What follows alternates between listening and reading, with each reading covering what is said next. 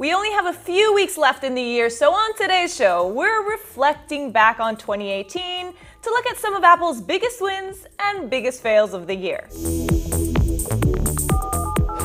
We'll start with Apple's own list. The company released its Best of 2018 roundup with the apps, music, movies, TV shows, and more that top their charts around the world. Now, I'm not going to go through all of it, and I'm just going to mention highlights, but you can check out the full list on Apple's newsroom website. Now, the top app of the year went to YouTube this year, up from second place in 2017. Surprisingly, Facebook crawled up to number 3 after what should have been the worst year in history for the social media giant. But in terms of games, no surprise here, Apple says the Battle Royale style games, aka Fortnite, topped its charts in 2018. And while some of you guys were battling it out in the virtual world, others took this year to focus inward, as according to Apple, the biggest app trend for the year was self-care, so apps like Headspace. However, when it comes to highest grossing iPhone apps, meaning which ones made the most money, that prize went to Netflix. According to data from Sensor Tower published in Business Insider, the streaming app made over $790 million thanks to our binge addiction, which is probably why Apple is eager to jump on the original content train for next year. According to the rumors, Apple is getting ready to launch its own video streaming service in the spring. Now moving on to music. Drake dominated the Best Artist category this year, but Cardi B's I Like It took the Top Song of the Year award according to Apple. And in the TV category, it's unclear whether it's most watched or best rated, but the #1 movie spot went to Annihilation, while The Americans won for Best Show. Although if it was up to me, I probably would have picked Black Panther for Best Movie and Amazon's Marvelous Mrs. Maisel as Best Show. So now that we've gone through Apple's best of list, I have a few awards of my own to give out, starting off with the best Apple moment of 2018.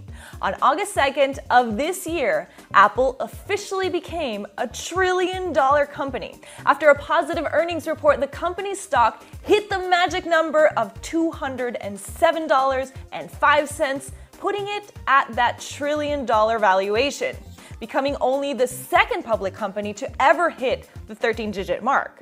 However, that was quickly followed by what a lot of people would call the worst moment, when Apple lost the $1 trillion crown. About a month later, Amazon also briefly reached the $1 trillion milestone, but neither of them seems to be on track to close the year at this valuation, and now Microsoft is also in the running to close 2018 as the most valuable publicly traded company. Now, obviously the year hasn't ended, so we'll have to wait and see how this one plays out. Now moving on to products. My pick for the best Apple product of the year would have to go to the Apple Watch Series 4. 2018 will forever be known as the year the Apple Watch finally came out from under the iPhone shadow, and it actually stole the show at the September launch event. It has a sleeker look, works completely independently from the phone, and it comes with FDA-cleared health features that are already helping to save lives.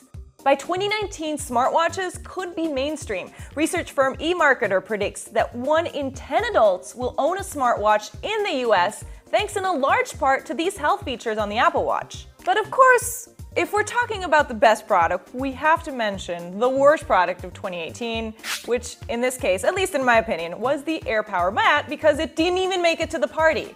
And unless Apple decides to launch it between the weeks of Christmas and New Year's, it has been the biggest tease of 2018. It was rumored to have production issues this year, and it may still come at some point in 2019, but we'll have to see about that.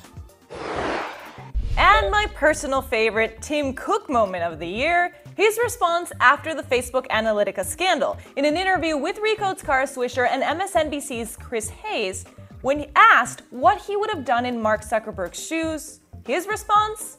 I wouldn't be in this situation. Yikes. And the worst Tim Cook moment of the year? His reaction to the prospect of having a 10% tariff imposed by President Donald Trump on phones and laptops built in China. But I want to end today's show by featuring someone who's using Apple products to literally spread the holiday cheer. And if you've ever had issues with package thieves, I recommend you watch this right now. The video posted by Mark Robber on YouTube, who kind of has an ironic name for this kind of thing, shows him getting the ultimate revenge on package thieves by hiding a glitter fart bomb in a HomePod box. After getting a package stolen from his front porch, the former NASA engineer spent 6 months developing this trap, and the footage captured in the cameras he included are totally worth the time he spent engineering this device, because of course there were some lovely people who took the bait. So that does it for our 2018 award show over here, but let me know if I missed anything. What are some of your picks for the best and worst Apple moments or products of the year? Hit me up on the comment section below or on Twitter, and come back next week for one more Apple Core before the end of the year, and then it's on to CES. Happy holidays!